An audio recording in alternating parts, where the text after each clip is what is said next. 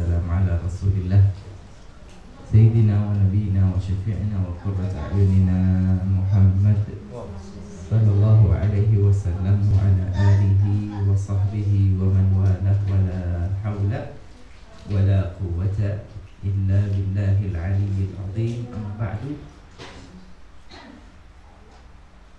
سبحانك لا علم لنا إلا ما علمتنا إنك أنت العليم الحكيم وتب علينا إنك أنت التواب الرحيم. رب اشرح لي صدري ويسر لي أمري واحلل عقدة من لساني يفقهوا قولي.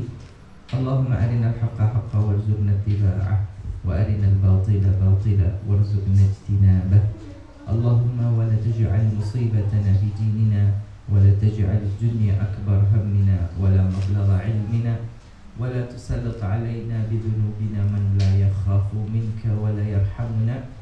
اللهم اجعلنا ممن يستمعون القول فيتبعون أحسنه برحمتك يا أرحم الراحمين. آمين اللهم آمين. Segenap hadirin hadirat ibu dan dimuliakan oleh Allah, Assalamualaikum warahmatullahi taala wabarakatuh. Pagi hari ini hari Sabtu 7 November 2020 bertepatan dengan 21 Rabiul Awal 1442 Hijriah. Kita melanjutkan kajian kita dari sejarah imam ya, sejarah terbentuknya agama Islam. Semuanya berproses ya, semuanya berproses. Semua berproses.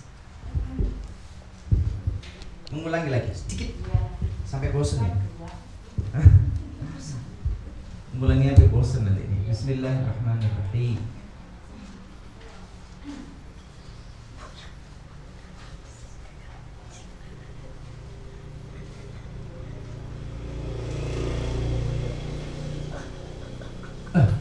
Deredek Habib. Karena papanya baru. Kira-kira proses bagaimana agama Islam itu terbentuk, gitu Bunda ya. Oke, periode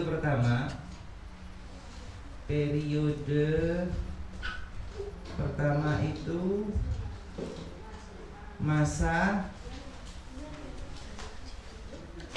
Rasulullah Sallallahu Alaihi Wasallam, gitu ya.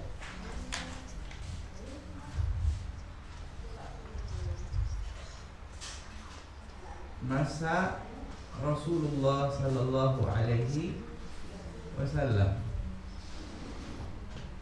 Masa kedua, periode kedua adalah siapa Bunda?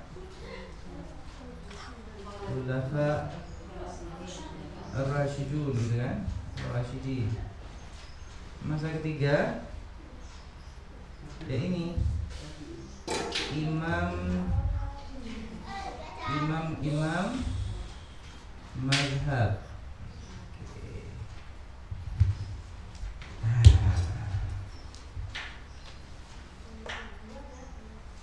Ingat ya, ini dipetakan lebih besar bahwa agama Islam itu berproses. Periode pertama ya masa Rasulullah Sallallahu Alaihi Wasallam. Mulai beliau jadi Rasul umur 40 tahun, dakwah 3 tahun sembunyi-sembunyi secara personal. Tahun keempat sampai tahun ke-10 berdakwah secara terbuka. Tahun ke-10 Isra Mi'raj, diwajibkan sholat 5 waktu. Kemudian 3 tahun berikutnya berada di kota Makkah, dakwah kepada orang luar Makkah yang datang untuk haji dan umrah. 13 tahun pertama periode kota Makkah. Setelah itu Rasulullah meninggal Makkah, hijrah ke kota Madinah. Kemudian ketika masuk kota Madinah, beliau transit dulu di Masjid Quba. Kemudian dalam perjalanan dari Quba menuju ke pusat kota Madinah diwajibkan sholat Jumat, gitu kan? Masih ingat?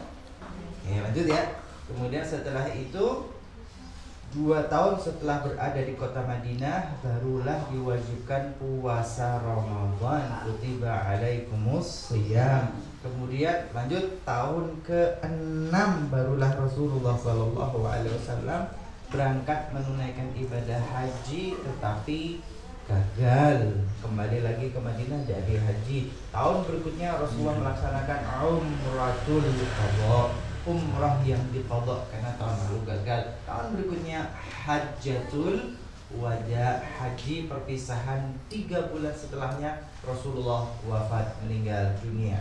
Ternyata di masa Rasulullah rukun Islam yang 5 itu syahadat, sholat, zakat, puasa, haji bukan dalam satu waktu. Ketika umur 40 tahun di Gua Hira semuanya dikasih. Nabi Muhammad, kau jadi Nabi, ini syahadat, sholat, zakat, puasa, haji, laksanakan semua. Enggak begitu, tetapi proses sepanjang hidup dia. Ini masa Rasulullah Sallallahu Alaihi Wasallam. Bagaimana dengan Quran di masa Rasulullah? Ya Quran turunnya sedikit demi sedikit gitu kan.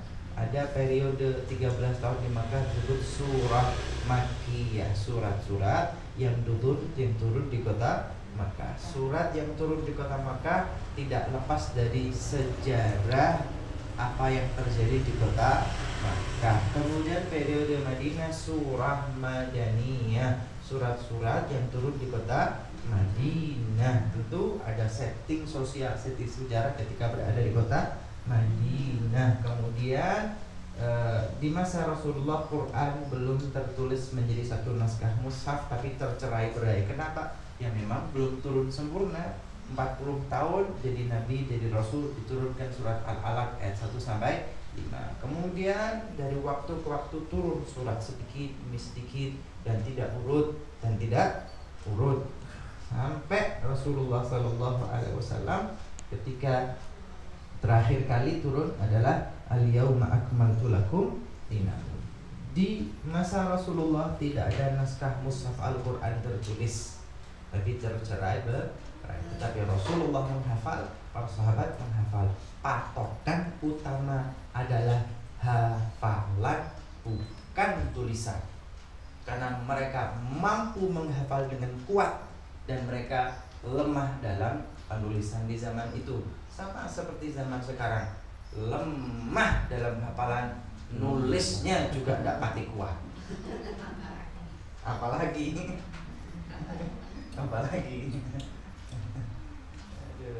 lanjut. Masa kedua, masa Khulafaur Rasyidin. Di masa Khalifah pertama Abu Bakar, Al-Quran diritis, mulai dikumpulkan dalam satu naskah, satu mushaf gitu ya.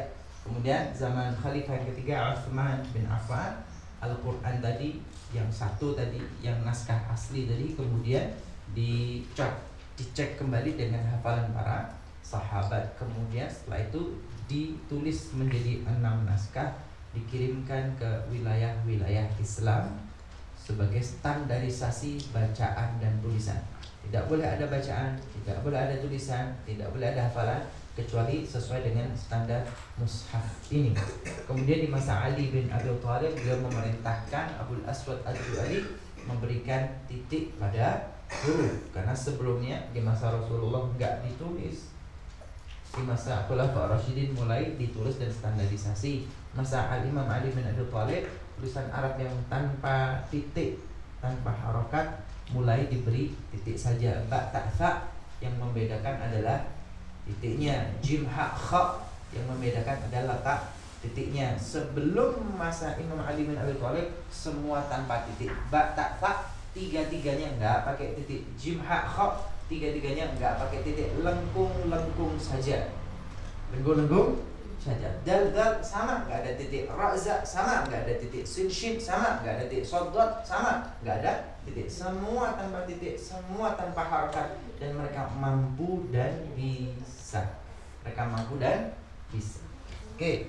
Masa Imam Ali bin Abi Thalib diberikan titik tapi belum ada harokat, titik doang. Seperti inilah. Bismillahirrahmanirrahim, titik doang kan? Ada titiknya. Tapi sebelum masa Imam Ali, ya udah tanpa titik sudah.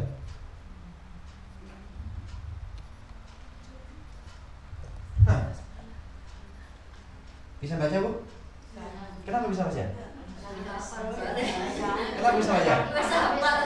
Karena sudah hafal. Karena sudah hafal makanya bisa. Ya sama Bu, orang-orang dulu kok, orang dulu kok bisa tanpa harokat, tanpa titik bisa baca. Ya mereka sudah hafal karena bahasa mereka. Karena itu bahasa mereka dan mereka sudah hafal. Kok bisa panjenengan baca? Karena sudah hafal. Karena sudah hafal. Sudah sering dipakai jadi apa? Masa Imam Ali baru dikasih titik. Bismillahirrahmanirrahim. Nanti masa Al-Khalil bin Ahmad Al-Farahidi baru ada harokat. Bismillahirrahmanirrahim. Itu masa Al-Khalil bin Ahmad Al-Farahidi. Baik. Oke, sekarang sampai pada imam mazhab. Bunda, di masa Rasulullah melarang, enggak boleh nulis hadis. Larang. La taktubu anni ghairal Qur'an, kata Rasulullah. Jangan tulis dari aku kecuali Al-Qur'an saja. Wa man yaktubu anni ghairal Qur'an falyamhu. Siapa yang sudah menulis dariku tapi bukan Qur'an, hapus. Yang boleh ditulis masa Rasulullah hanya hadis saja. Masa Khulafaur Rasyidin bagaimana? Yang mulai ditulis adalah Al-Qur'an. Hadis bagaimana? Hadis belum ada perintisan penulisan sama sekali. Belum ada perintisan Quran. Bagaimana kalau hadis itu? Kalau di masa Rasulullah tidak ada sahabat berani memalsukan hadis. Rasulullah nggak ngomong, kemudian Rasulullah pernah ngomong gini, nggak ada yang berbohong atas nama Rasulullah, nggak berani. Di masa Khulafaur Rasyidin, masa Abu Bakar, maka kalau ada sahabat Rasulullah pernah berkata seperti ini, maka caranya harus bersumpah demi Allah, wallahi demi Allah, bahwa Rasulullah pernah berkata seperti ini. Masa Khalifah kedua Umar, sumpah dan harus ada saksi. Demi Allah, Rasulullah pernah berkata seperti ini dan saksinya ini. Masa Utsman bin Affan, sumpah dan 2 orang saksi. Demi Allah, Rasulullah pernah berkata seperti ini dan saksinya 2 orang, ini dan ini. Kenapa itu terjadi? Mulai ada orang-orang yang dipertanyakan, benar nggak sih ini meriwayatkan hadis dari Rasulullah atau membuat-buat? Mulai muncul di masa Khulafaur Rasyidin. Oke, lanjut ya. Imam mazhab. Bunda, bagaimana masa imam mazhab? Lanjut ke catatan kita imam mazhab. Oke. Yang sudah kita catat. Imam pertama siapa? Imam pertama? Oke. Imam madhab. Madhab yang pertama muncul adalah apa Bunda? Oke. Nama beliau Abu Hanifah. Madhabnya madhab Hanafi. Beliau lahir sekitar tahun 80-an Hijriyah di Irak. Di Irak. Kenapa dengan Irak?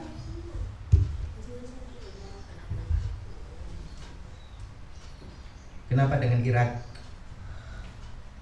Letak geografis. Nah, ini ya. Letak geografis. Kenapa letak geografisnya? Irak itu letak geografisnya bertetangga dengan Iran. Iran bertetangga dengan Turkmenistan, bertetangga dengan Pakistan, bertetangga dengan Azerbaijan, bertetangga dengan Turki, bertetangga dengan Kurdi, bertetangga dengan Syam, Suriah Damaskus, bertetangga dengan Jazirah Arab. Letak geografisnya itu bertetangga dengan berbagai macam ras, berbagai macam suku, berbagai macam kepercayaan, tradisi budaya dan agama. Irak itu terbuka. Wilayah yang banyak persinggungan dengan orang asing dia akan cepat pesat berkembang. Malang itu cepat pesat berkembang. Kenapa? Kenapa? Karena banyak orang asing datang ke Malang. Karena banyak orang asing datang ke Malang. Coba Malang dibandingkan dengan Jember, dibandingkan dengan Blitar, Ponorogo, bagaimana? Padahal letaknya kan sama di garis selatan, pantai selatan kan? Tetapi kenapa beda? Ya karena Malang rujukan, pelajar datang, wisatawan datang, orang cari jodoh datang. Maka Malang cenderung cepat berkembang dengan pesat. Kenapa? Karena bergaul dengan berbagai macam ras, berbagai macam suku, berbagai macam tradisi, berbagai macam agama, bahasa dan budaya, sehingga cepat bergabung. Kira-kira Irak itu begitu. Tetangganya Iran, tetangganya Pakistan, tetangganya Azerbaijan, Turkmenistan. Ini jalur sutra perdagangan di zaman itu. Ini jalur sutra perdagangan yang menghubungkan antara Timur Tengah, Jazirah Arab, Turki ke atas itu Eropa, atas lagi ada Eropa Timur, bergeser lagi Cina dan India. Ini jalur sutra perdagangan dari dulu. Maka wilayah Irak itu terbuka, berkembang dengan cepat dan pesat. Nah, urusannya apa dengan perkembangan yang cepat itu? Bunda, yang berkembang dengan cepat dan pesat, tetapi Irak jauh dari Hijaz, jauh dari Mekah dan Madinah.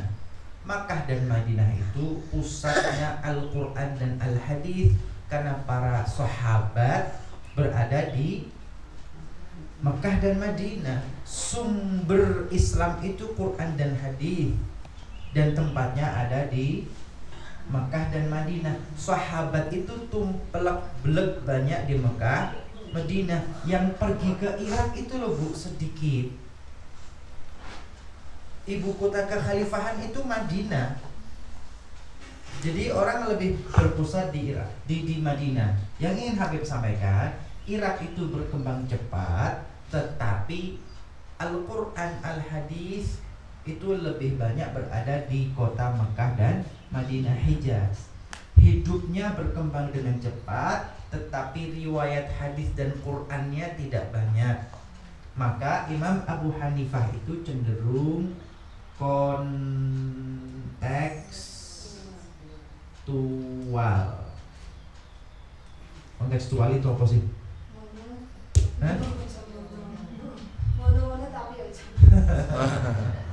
Kontekstual itu kehidupan yang cepat berkembang.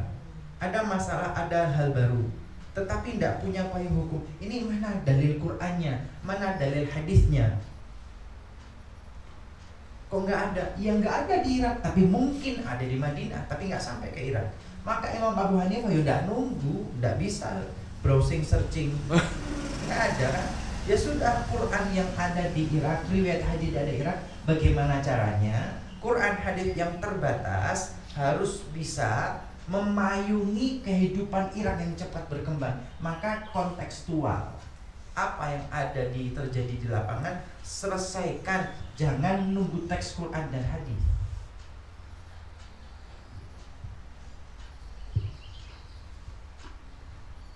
Sampai di sini jelas atau enggak?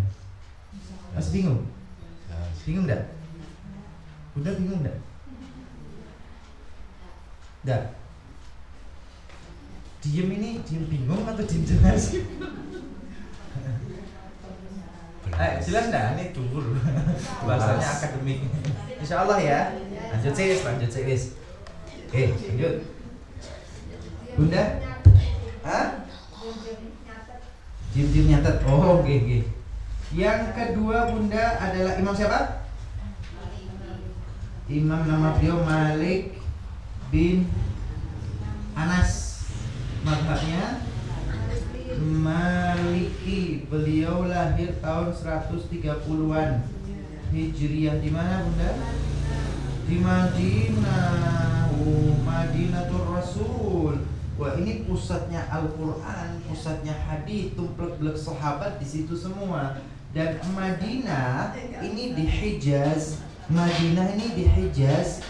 Madinah itu di tengah jazirah Arab, nggak bertetangga kecuali dengan nggak tetangga dengan siapa-siapa, ya jazirah Arab, ketemunya sama orang Arab. Berkembang dengan pesat nggak? Ya enggak. Mohon maaf, sekarang Malang, coba panjenengan pergi ke Sumenep. Pernah Sumenep? Pernah ke Sumenep? Sumenep itu ada nyebrang pulau lagi namanya Talango. Nggak bertetangga dengan siapapun. Bagaimana kehidupan di Talango? Ya udik ya buat saya kan gitu kan. Desa sekali, udik sekali. Tapi kenapa itu terjadi? Ya karena nggak berinteraksi dengan dunia luar. Yang datang ke Talango ya nyaris nggak ada. Ya nggak bertetangga dengan kota apapun manapun. Nggak ada pelajar datang ke Talango, nggak ada wisatawan datang ke Talango. Ya orang lokalnya ya kowe. Kira-kira begitu ya. Ya Madinah juga begitu. Tidak banyak perkembangan yang cepat dan pesat. Beda dengan Irak. Tetapi ini tempatnya Quran hadis para sahabat. Maka Imam Malik bin Anas itu cenderung tekstual.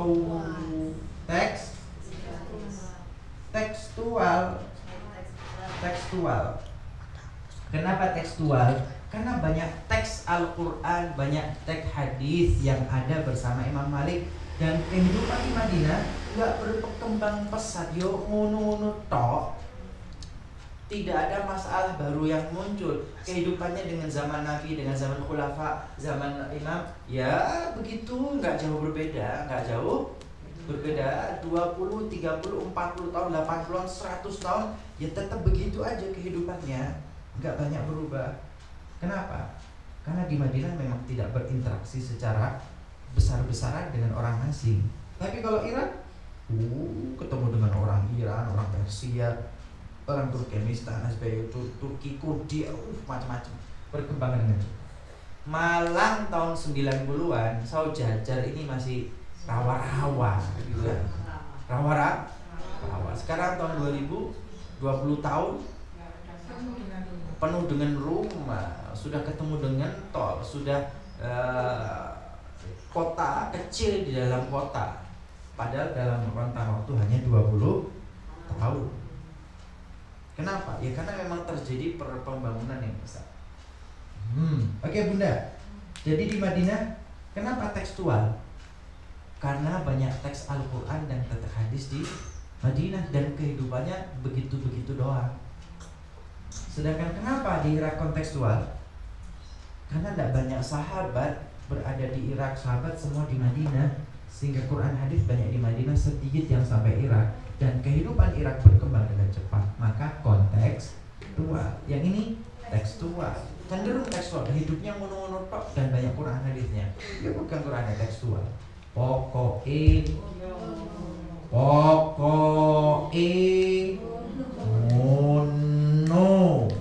Kalau ini ngono ya ngono tapi yo ojo ngono.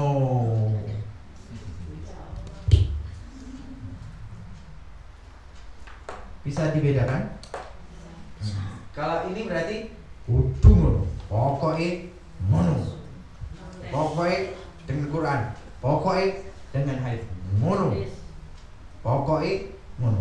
Tapi yang di sini kontekstual ngono tapi yo ojo ngono. Ngono tapi yo ojo. Pokoknya ngono dan ngono tapi yo ojo. Oke, sampai di sini dipahami Bunda? Lanjut ya. Ada pertanyaan sebelum berlanjut? Kameramen, ada pertanyaan?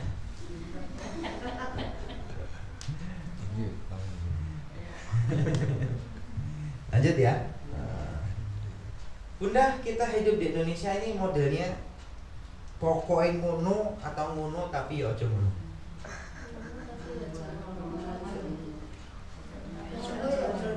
Kita yang hidup di Indonesia selama ini gitu nih. Selama ini kita di Indonesia ya. kita selama ini hidup di Indonesia, kita semua beragama Islam. Ketika hidup ini loh, selama ini kita pokoknya kudu ngono atau selama ini ngono tapi ya aja ngono. Selama ini itu bagaimana?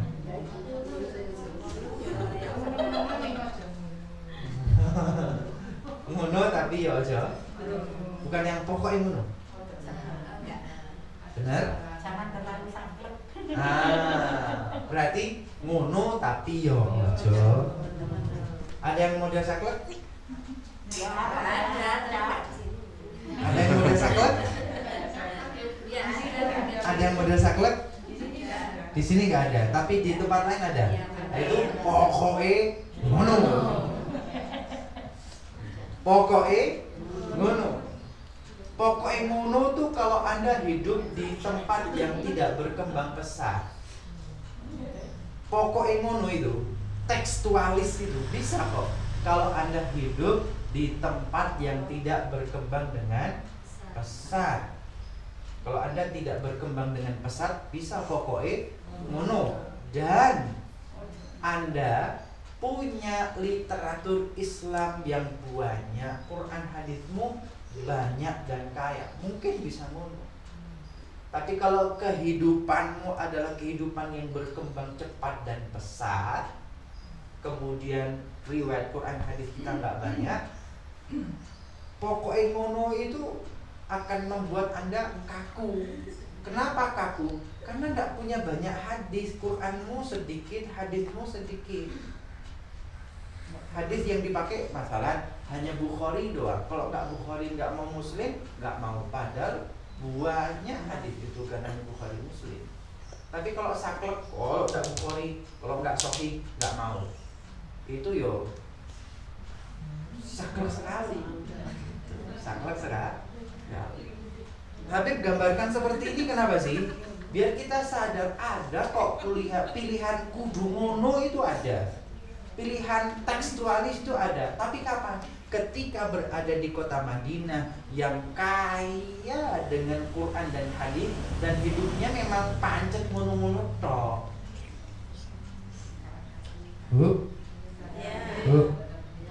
Panjenengan kalau pergi ke Saudi Arabia, ke Arabia, ke Mekah, Madinah, mulai tahun 40-an, tahun 60-an sampai tahun sekarang 2000-an, mereka itu model pakaiannya yo ngono terus. Betul ya? Tapi orang Indonesia tahun 40-an sampai orang Indonesia zaman sekarang berubah banyak kan? Beda ya?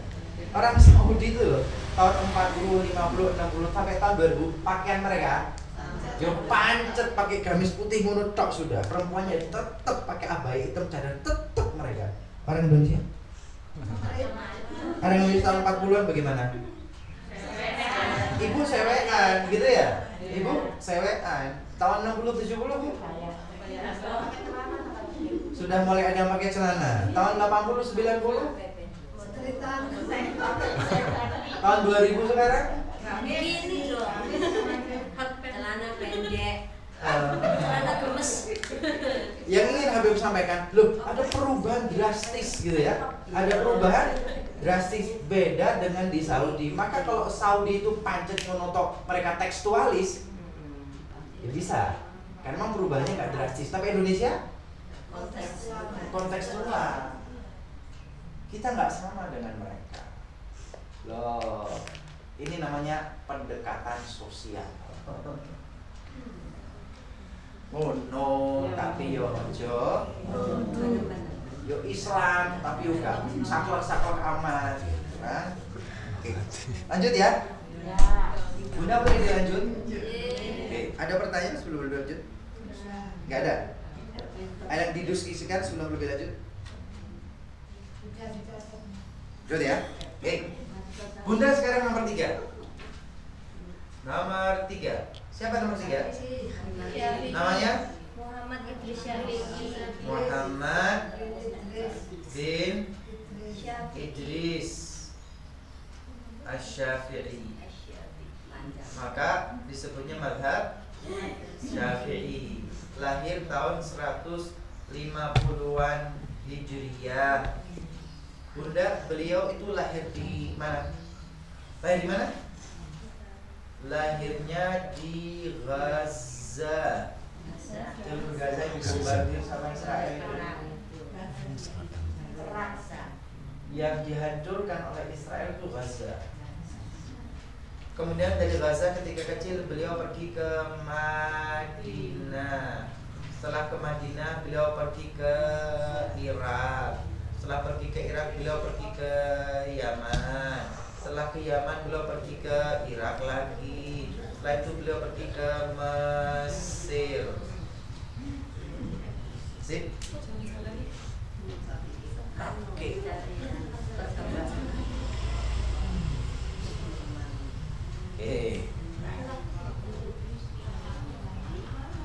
Tulisannya jelas? Tulisannya jelas? Disuruh tulisan aja.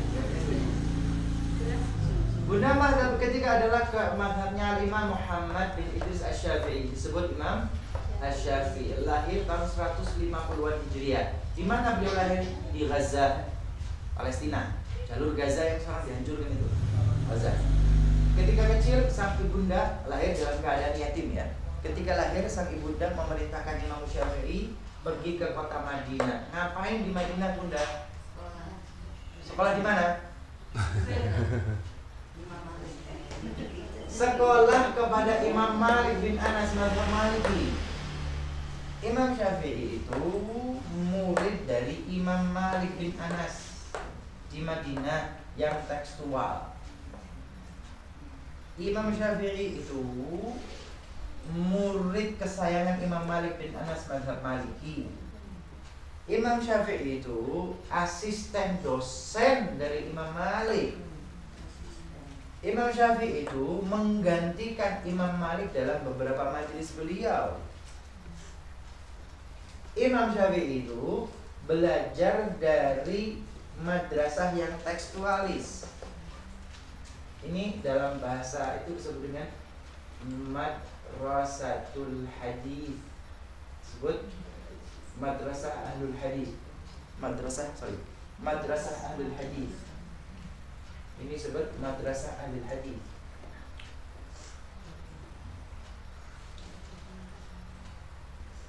Madrasah ahlul hadis tekstual. Ini madrasah ahlul ra'yi. Ini kaum tekstualis, ini kaum logis.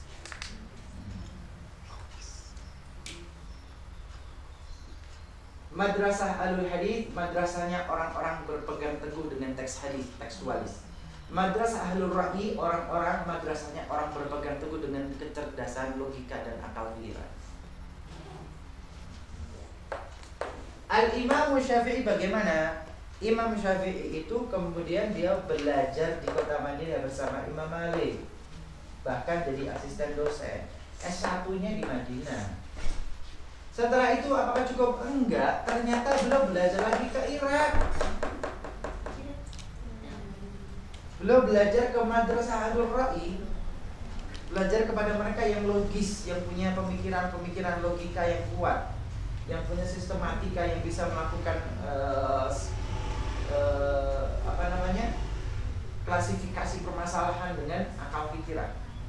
Beliau kemudian dari Irak pergi kemana? Ke Yaman.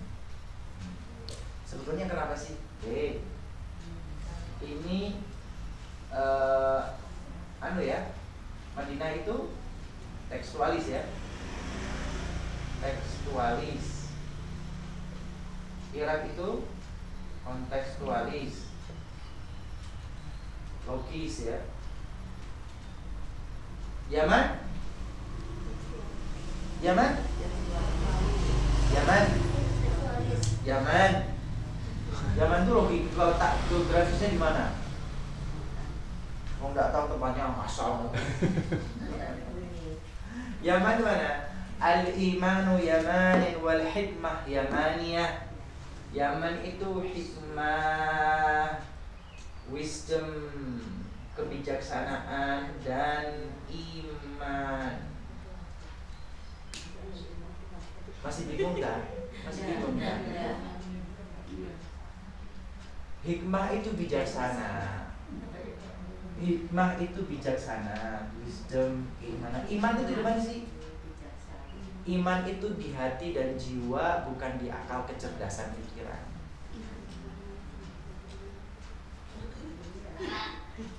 Istilahnya imtak dan iptek gitu. Bunda, yang Madinah sama Irak ini walaupun berbeda tekstualis dan konteks, tetapi ini cenderung kepada logika akal pikiran. Tapi ketika Yaman lebih pada mengasah keimanan, mengasah kebijaksanaan.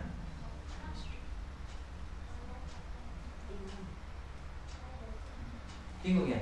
Masih bingung? Nah, ada sebutan kontekstual atau tekstual ya, Yaman itu. Oh, ini tekstual kontekstual ini sebutan saya, Bunda. Ini Habib yang menciptakan ini. Ini pun sulit ya. Mono, aja mono. Tapi kalau Yaman tadi ya. Yaman itu hikmah, Bu. Hikmah, wisdom, keimanan, kebijaksanaan. Apa sih? Bijaksana itu apa ya? Istilahnya lebih simpel sih pas apa ya? Bijaksana bahasa Jawanya apa? Serasi. Kan, enggak. Bijaksana itu apa ya?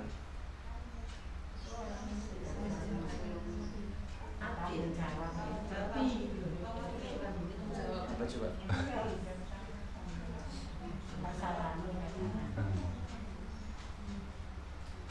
Ada orang pintar tapi tidak bijak. bijak. Ada orang pintar tapi tidak Mengerti. bijak. Bijak itu apa? Indonesia banyak orang pintar tapi orang bijak Belum. banyak ya. Kenapa? Karena pendidikan nasional kita ya di ini toh mencetak akal kecerdasan, gitu ya. Bijak. Saya ngomongnya repot, bijak. Bijaksana. Kalau dalam undang-undang, oh bukan, dalam Pancasila tuh oleh hikmat kebijaksanaan dalam permusyawaratan perwakilan. Sila keempat itu di luar kecerdasan akal manusia, tetapi oleh hikmah kebijaksanaan dan musyawarah perwakilan. Tidak ngomong pinter-pinter, tidak ngomong cerdas-cerdasan, tetapi bijak dan hikmah. Hikmah itu apa sih? Hikmah itu ya bijak. Bijak menyikapi sesuatu. Bunda masih bingung? Ya wes lah, kamera. Sebut-sebut. Catat. Ya oh. Biar paham. Diulangi dulu ya. Oke. Bunda, kita kenal Abu Hanifah di Irak yang kontekstual, madrasah Ahlur Ra'i, mereka kontekstual, orang-orang yang logis. Kemudian ada Imam Malik bin Anas Madzhab Maliki di Madinah, mereka tekstualis, madrasah Ahlul Hadis. Nah, Imam Syafi'i itu beliau itu ke Madinah belajar di madrasah tekstualis Ahlul Hadis. Kemudian belajar lagi ke Irak yang kontekstualis, logis, logika. Tapi kemudian belajar lagi ke Yaman. Kenapa? Agar dua tempat ini, tekstual dan kontekstual, disatukan dengan hikmah dan kebijaksanaan dan iman. Yang Imam Abu Hanifah Hanafi logis. Logis banget. Logis. Orang modern itu logis. Gitu ya. Yang Imam Malik Madzhab Maliki di Madinah itu tekstualis pokoknya.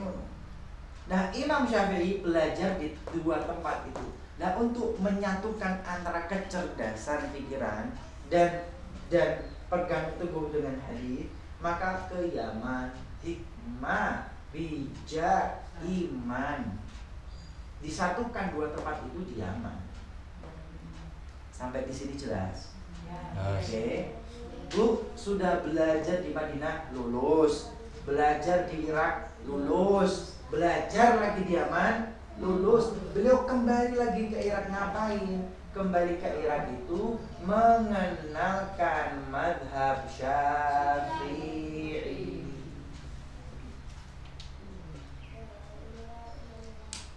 ketika dulu belajar di Madinah berarti belajar mazhab Maliki. Kemudian belajar di Irak, belajar mazhab Hanafi. Kemudian Hanafi dan Maliki disatukan di Yaman dengan hikmah, dengan kebijaksanaan, dengan iman, bukan dengan hawa nafsu. Nek pinter-pinteran tok, gak utek tok, yo pinter aja diakali aja, undang-undang diakali, pokoknya tidak terjerat hukum. Kenapa? Karena kecerdasan, bukan iman, bukan bijak. Kamu tenang? Betul ya? Tapi Imam Syafi'i memadukan dua hal berbeda itu dengan hikmah, dengan bijak, dengan wisdom, dengan keimanan. Maka kemudian kembali ke Irak mengenalkan madhabnya madhab Syafi'i. Maka ini sama ini bingung. Kenapa? Loh, kok bisa dia menyatukan dua kutub yang berbeda? Yang satu kaku, kudu ngono. Yang satu lagi ngono tapi ojo ngono. Lah Imam Syafi'i bisa memadukan antara kedua yang berbeda ini. Itu madhab Syafi'i. Maka ketika ini dimunculkan, heboh dunia persilatan.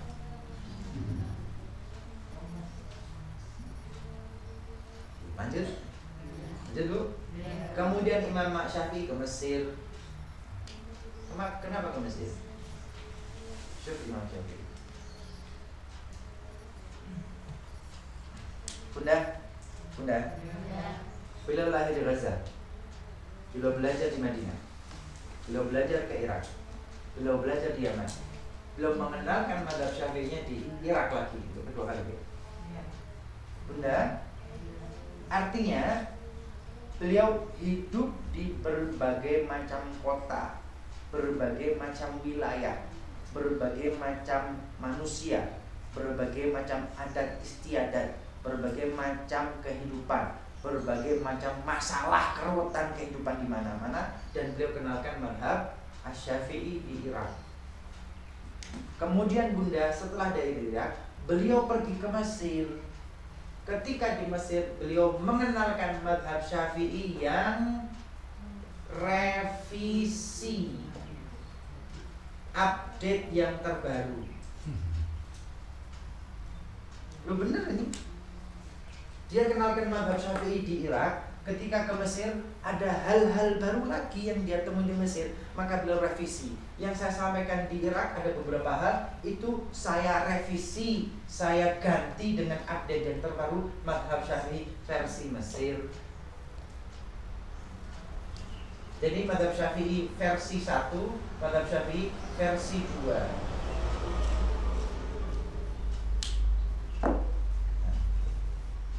Bunda, Ya. Indonesia, mazhab Syafi'i versi berapa? Versi 1 atau 2 itu bedanya apa?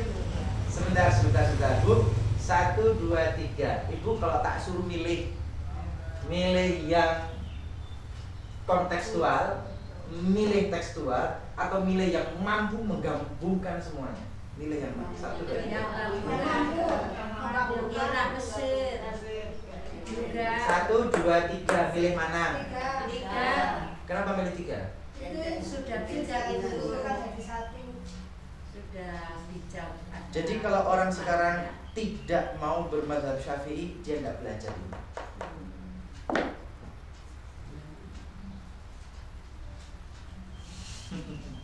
Kalau ada orang sekarang tidak mau bermadzhab Syafi'i, dia tidak belajar. Saya nggak perintahkan ibu, tak suruh milih 1, 2, 3. Milih mana? Kenapa? Yes, karena yang paling komplit ya nomor 3 ini. Iya, sudah disempurnakan yang ter. Ya, ternyata begini. Nah, kalau sekarang ada yang tidak mau mazhab Syafi'i, nggak belajar ini. Belajar saja kita tahu, oh begitu ternyata. Saya lanjut lagi boleh? Mazhab keempat, mazhab Hambali. Terakhir sudah mazhab keempat. Ya, ini terakhir sudah Bu. Yang keempat mazhab Hambali. Empat, Imam Ahmad bin Hambal, mazhab Hambali. Bagaimana mazhab Hambali? Bu, mazhab Hambali itu bagaimana? Beliau lahir di tahun ini 180-an Bu. Di Irak. Di Irak juga. Ayo. Oke. Iki sudah paham? Bunda. Kalau Imam Hanafi kontekstual ngono tapi aja ngono. Kalau mazhab Maliki pokoknya kudu. Kalau mazhab Syafi'i komple kabeh lho. Ini mix and match. Tahu buret. Apa kira-kira? Apa jawabannya? Kira-kira apa itu? Mix and match itu apa bahasa Jawanya? Menggabungkan semua, tapi kudu matching, bukan nyampur aduk rusak, bukan. Mix and match. Beliau mampu menggabungkan, tapi gabungannya itu matching. Aduh. Bahasanya tuh yang Bahasanya kurang sepuh ya. kurang jadul. Serasi. Ya, serasi. Bisa menggabungkan perbedaan menjadi gabungan yang serasi dan indah. Itu mazhab Syafi'i. Nah, kalau Imam Hambali kira-kira yang tekstualis kudu mono sudah. Yang kontekstualis yo aja mono sudah. Yang menggabungkan perbedaan dengan serasi mazhab Syafi'i sudah. Imam Hambali kira-kira dari pola ini kira-kira bagaimana? Bu, ayo. Belum tahu atau belum tekan ini? Belum nyampe. Imam Ahmad bin Hambal itu purifikasi. Mana ini? Pure. Apa pure, Bu? Murni. Imam Ahmad bin Hambal itu memurnikan ajaran Islam kepada Quran dan hadis. Jadi kalau ada sesuatu kembalikan kepada Quran, kembalikan kepada hadis. Ada Qurannya enggak, ada hadisnya enggak, itu purifikasi.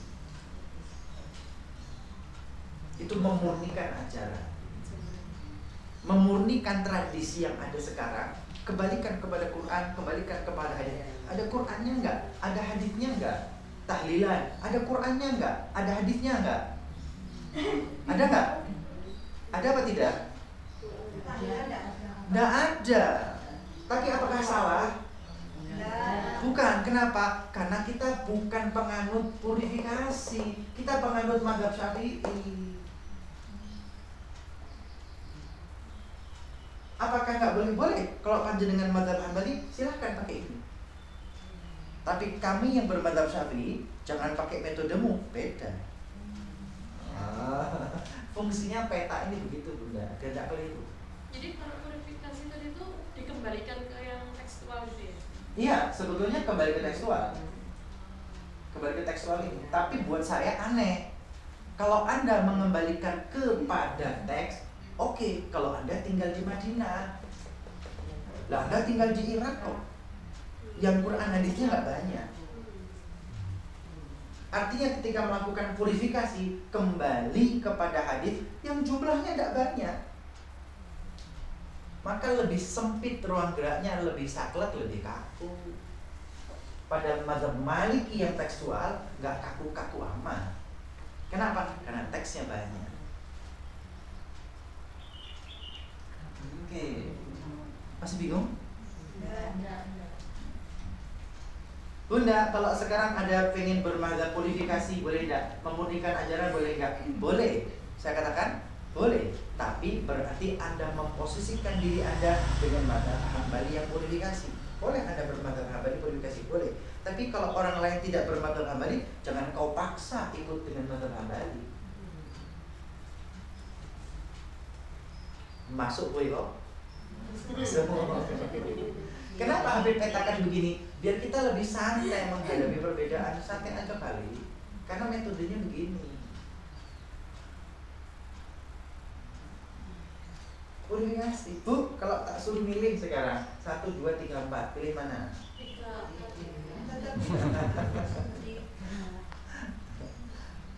Mohon maaf, Imam Hanafi hanya belajar di Irak toh, tidak kemana-mana. Imam Malik bin Anas, mohon maaf, beliau hanya belajar di Madinah, tidak kemana-mana. Imam Ahmad bin Hanbal Hambali, beliau belajar di mana? Belajar di Irak. Dan beliau Imam Ahmad bin Hanbal murid dari Imam Syafi'i. Beliau hadir di majelisnya Syafi'i. Beliau mengatakan tidak ada seseorang, dengarkan ya, tidak ada seseorang. Ini Imam Ahmad bin Hanbal ngomong komentar tentang seorang Imam Syafi'i, karena Imam Ahmad bin Hanbal hadir di majelisnya Imam Syafi'i. Beliau berkata, Imam Ahmad, tidak ada seseorang yang di waktu yang sama punya riwayat tafsir Quran, punya riwayat hadis yang begitu banyak, dan di waktu yang sama punya pemahaman logika yang kuat terhadap hadis yang banyak itu. Kenapa? Beliau kemana-mana, beliau belajar, beliau dapat hadis yang ada di Madinah, beliau mendapatkan hadis yang ada di Irak, beliau dapat hadis yang ada di Yaman, beliau belajar hadis yang ada di Irak dan di Mesir. Artinya belajar hadisnya banyak. Tetapi kalau ini cuma di Irak kok, ya hadis di Irak kok yang dia tahu. Ini hanya di Madinah, ya hadis di Madinah kok yang dia tahu. Ini di Irak doang, ya hanya hadis tok yang di Irak yang dia tahu. Tapi Imam Syafi'i semua tahu. Dan di waktu yang sama Imam Syafi'i juga ahlur ra'i, logikanya juga jalan, teksnya juga jalan. Teksnya banyak, logikanya jalan. Bunda sampai di sini dipahami? Monggo. Itu yang apa Imam Hambali tadi itu kan pemurniannya itu di maksudnya ke tekstual ya, padahal beliaunya ini kan di Irak. Tapi ikutnya yang di maksudnya dikembalikan ke yang di Madinah. Iya. Tidak kemari ya, tapi teks yang dia punya. Oh. Teks yang dia punya. Bukan teksnya Imam Malik. Lah, teksnya dia. Sampai sini belum paham? Di versinya sendiri. Oh iya, versi di purifikasi, tapi kembali kepada teks hadis yang ada di dia, yang ada di Irak. Beda dengan Imam Malik yang ada di Madinah. Maka saya sampaikan, kalau Imam Malik di Madinah, teksnya banyak. Kenapa? Karena para sahabat tumplek-blek di Irak. Tapi Imam Ahmad bin Hanbal di Madinah. Tapi Imam Hanbal di Irak. Tidak banyak sahabat ke Irak. Teksnya terbatas. Dia melakukan purifikasi kepada hadis yang tidak banyak di Irak. Maka lebih kaku, lebih saklek. Kenapa? Karena hadisnya tidak banyak. Imam Malik itu loh tekstualis, tapi hadisnya lebih banyak.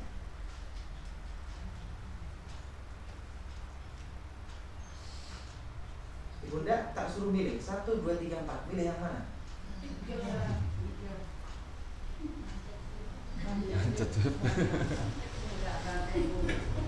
Kita sudah turun temurun bermadzhab Syafi'i, kita tidak paham begini. Ya kan? Kita nggak tahu ini, sehingga kita kadang-kadang tertipu gitu kan. Ini ngaji kajian Quran hadis betul Quran hadis betul nggak ada yang salah. Tapi pada akhirnya akan bermuara pada purifikasi. Purifikasi yang mana? Parahnya lagi, purifikasi zaman sekarang harus yang sahih, hanya Bukhari dan Muslim. Selain itu ditolak. Bahaya. Nanti lebih lanjut lagi. Ini kan masih ngomong imam madhab kan? Belum ngomong imam Quran, belum ngomong imam hadis, belum. Nanti tak lanjutkan. Jam berapa sekarang?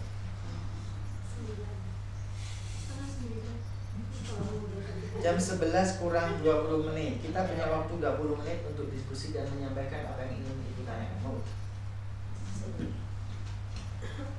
Bunda, Habib berusaha memetakan peta zaman Nabi Muhammad, peta Khulafaur Rasyidin, peta Imam Mazhab, biar kita peta luasnya begini.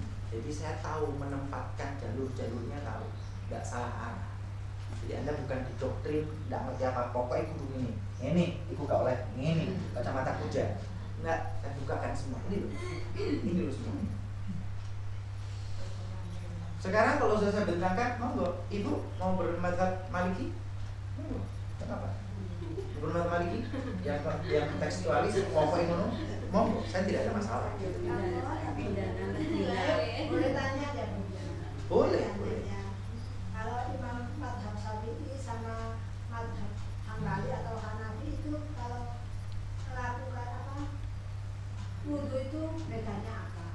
Kalau ada kunut atau tidak kunut itu ada perbedaan dari madhab itu atau gimana? Kenapa berbeda?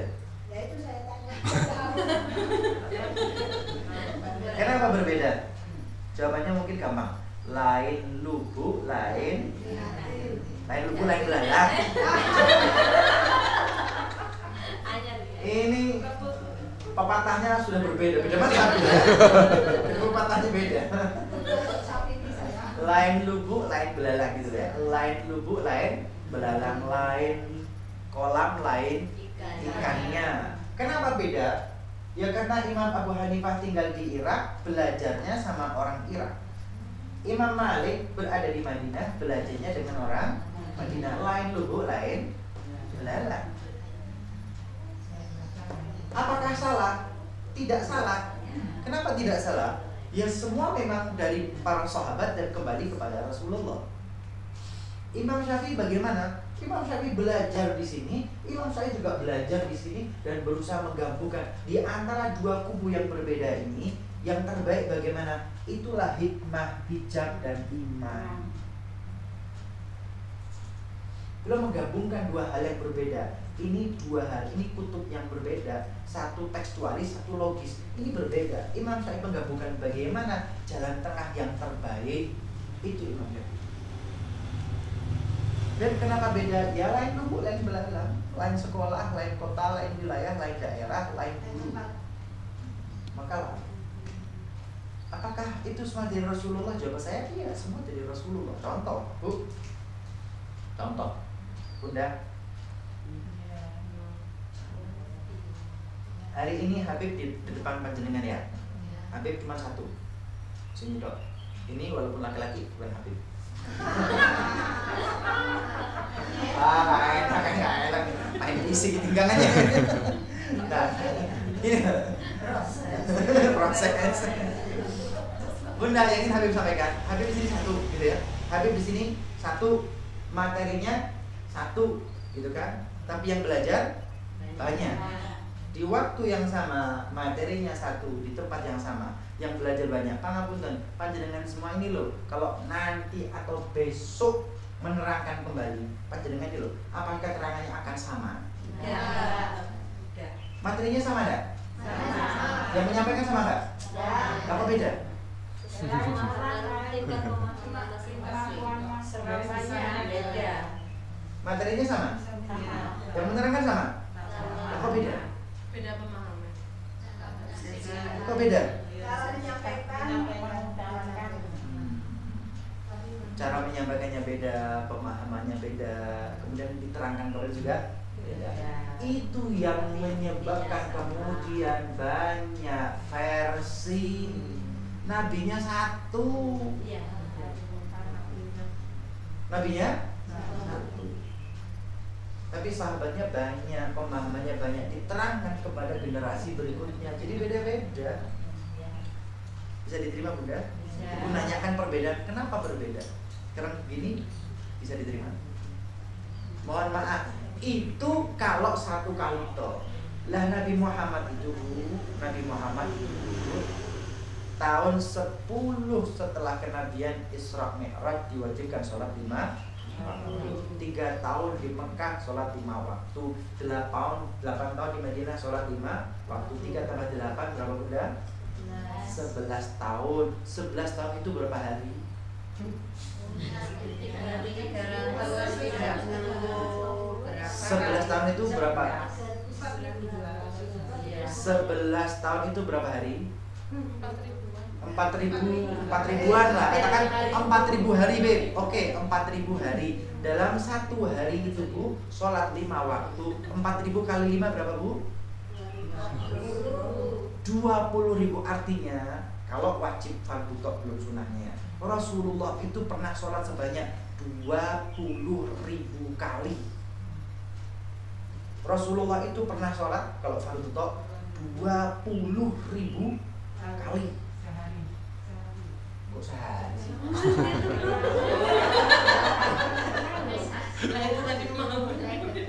Pemahamannya beda-beda ya. Sepanjang hidupnya Rasulullah sholat sekitar 20.000 kali. Bu, 20.000 kali sholat. 20.000 kali sholat dikalikan 17 rakaat, berapa total rakaatnya? 20 kali 17? 17 kali 2? 340.000 rakaat. Rasulullah sholat 340.000 rakaat. Kira-kira 340.000 rakaat itu bakal sama atau perbedaan atau enggak?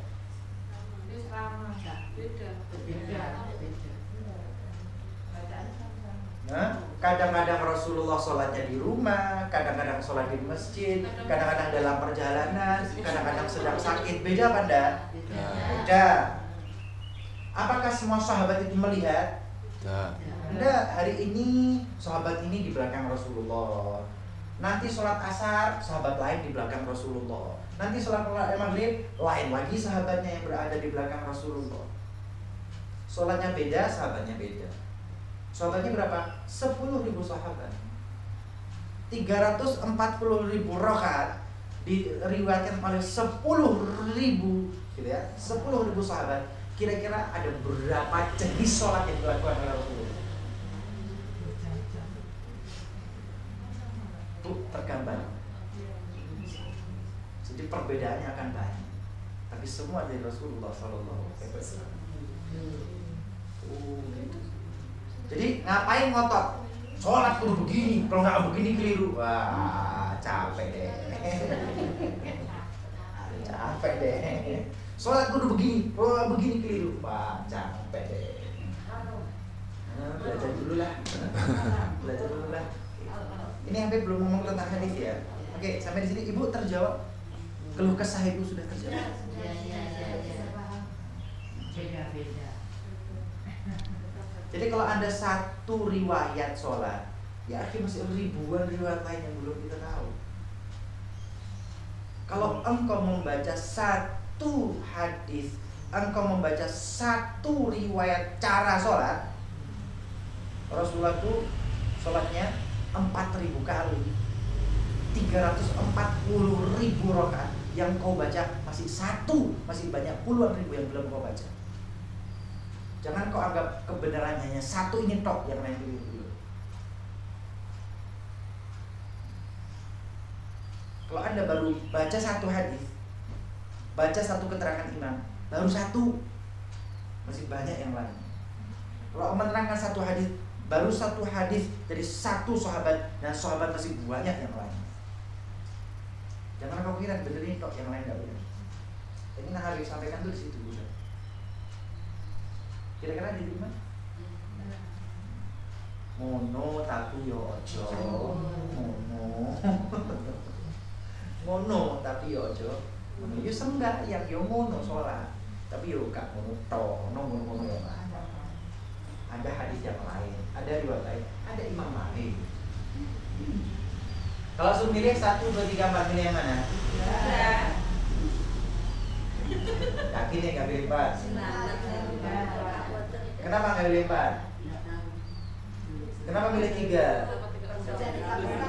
Kenapa pilih 3? Kenapa pilih 3? Pertanyaannya 1, kenapa pilih 3? Jawabannya macam-macam.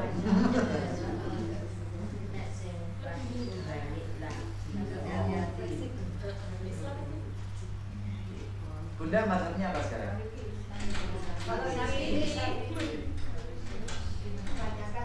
Oke, Bunda, Islam yang datang ke Indonesia adalah Islam madhab Syafi'i. Islam yang masuk ke Indonesia adalah Islam yang bermadhab Syafi'i. Islam yang masuk ke Indonesia adalah Islam yang bermadhab Syafi'i. Oleh sebab itu kalender Jawa Islam Suro, Safar, kemudian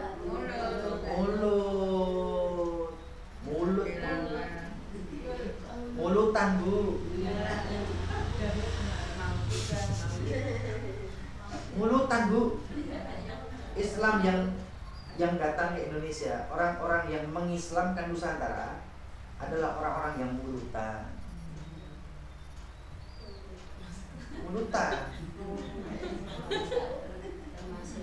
Kenapa? Karena nggak saklek, karena nggak purifikasi kembalikan kepada Quran hadis, karena nggak tekstual kudu hadis, maka nggak harus dengan Muharram. Sudah orang-orang Jawa, orang-orang Nusantara saat itu belum mengerti Islam, nggak kenal bahasa Arab, akan sulit mengenal huruf hijaiyah. Muharram ruwet, sudah bilang aja suro. Bahasa Jawa suro. Tapi kalau dikatakan Muharram kan orang dulu, oh pemukaram ini. Nah, sudah repot, bilang aja suro. Pendekatannya Bu, kebedakan bijak dan hikmah. Bil hikmati wal mau'izatil hasanah. Mau'izah hasanah itu pitutur yang baik.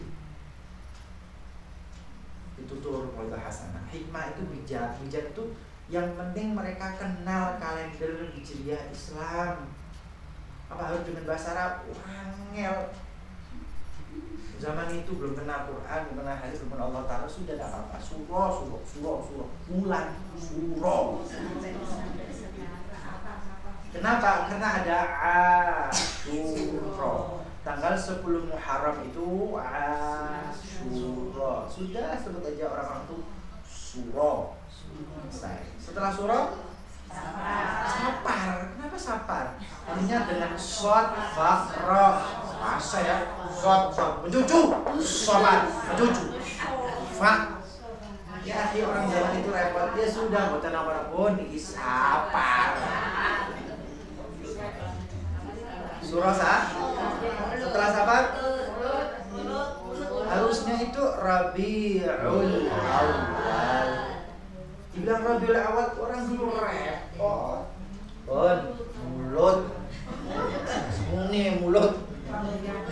Mulut gitu kan. Ayo mulutan, muni ayo mulutan. Ya Nabi salam, sudah apa sudah.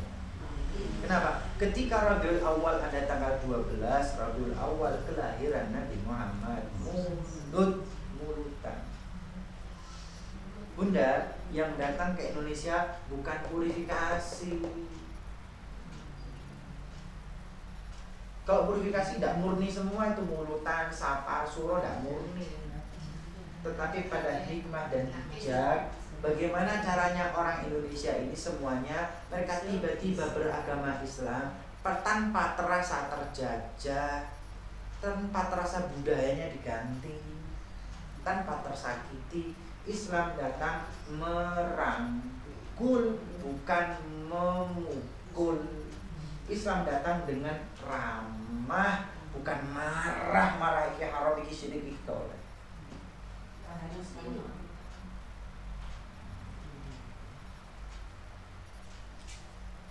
Jelas petanya. 1, 2, 3, 4. Pilih mana?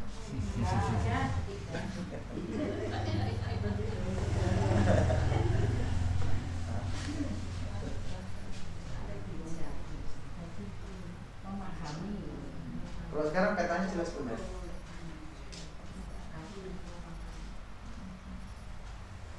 Sudah jelas? Ada pertanyaan? Sudah cukup ya. Besok yang akan datang insya Allah lebih lanjut lagi tentang konsep 1, 2, 3, 4. Konsep muka.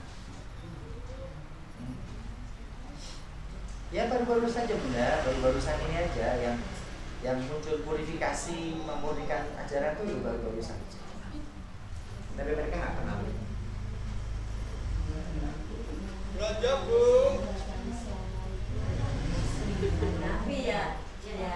Apa itu? Ya, termasuk yang siar di Indonesia wali 9 itu loh, termasuk memahami dia yang ketiga. Wali Songo kan pasti dengan pitutur, dengan kembang-kembang. Termasuk ikut yang ketiga itu. Iya,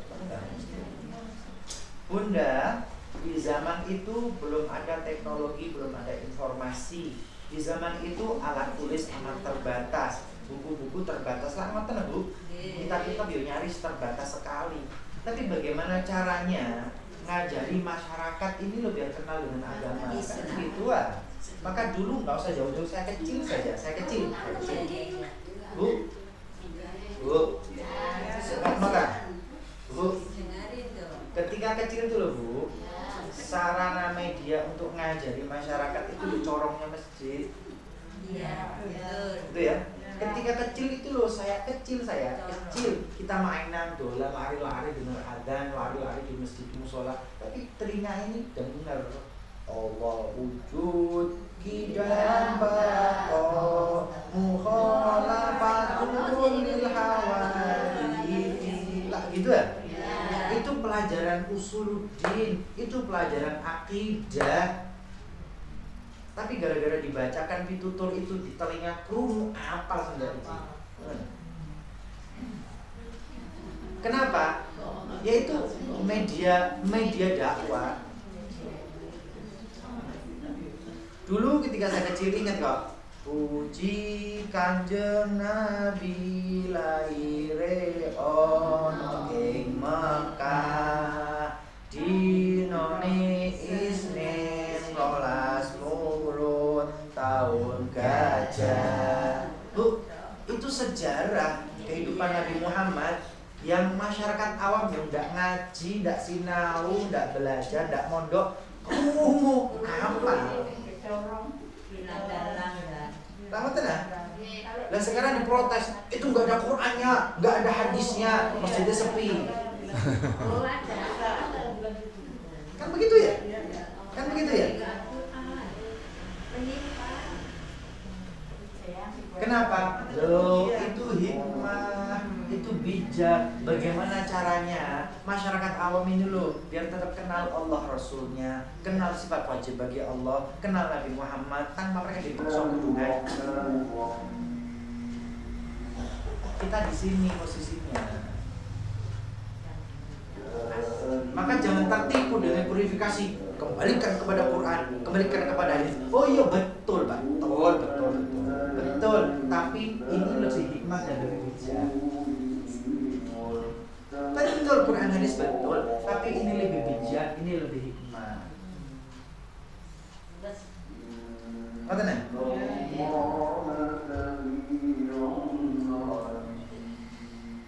Oke, pun cukup.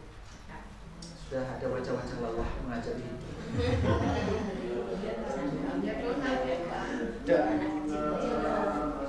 Bismillahirrahmanirrahim. Allahumma shalli wa sallim wa barik ala sayyidina Muhammadin abdika wa rasulika nabiyil ummi wa ala ali Muhammad wa arba' an sahabati rasulillah ajma'in. Rabbana taqabbal minna innaka antas samiul alim wa tub alaina innaka antat tawwabur rahim. Allahumma inna nas'aluka 'ilman nafi' wa mashraban safil hani wa habla ghani. Allahumma aghnina bil hilm وأكرمنا بالعلم وجملنا بالعافية والسلامة وحققنا بالتقوى والاستقامة وأعذنا من موجبات الندامة في الحال والمال إنك سميع الدعاء. ربنا آتنا في الدنيا حسنة وفي الآخرة حسنة وقنا عذاب النار. سبحان ربك رب العزة عما يصفون وسلام على المرسلين والحمد لله رب العالمين. ببركة الفاتحة. أعوذ بالله من الشيطان الرجيم. بسم الله الرحمن الرحيم.